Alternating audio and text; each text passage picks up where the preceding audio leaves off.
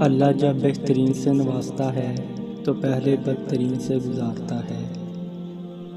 جو اللہ نے تمہارے لیے لکھا ہے وہ ہر حال میں تمہیں مل کر ہی رہے گا، پھر بھلے وہ راستے میں کھو ہی کیوں نہ جائے، مگر منزل پر پہنچ کر وہی تمہارا مقدر ہوگا۔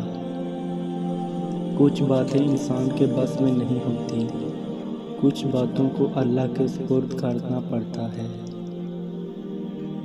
آج مشکل وقت پر اگر تم صبر کر رہے ہو تو کل سکون اور خوشی تمہارا مقدر ہوگی۔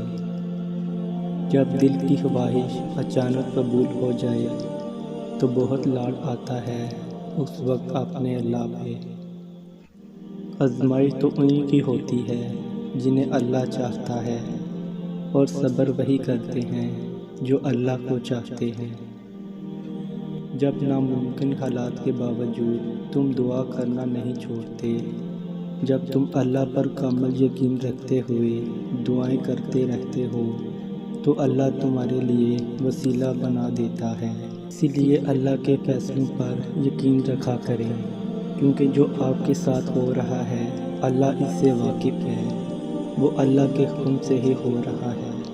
اور یقین کریں وہ آپ کو جہاں بھی لے جا رہا ہے آپ کے لیے اس ہی میں خیر ہے، اور یہ بات آپ کو کافی سفر مکمل کرنے کے بعد پتہ چلے گی۔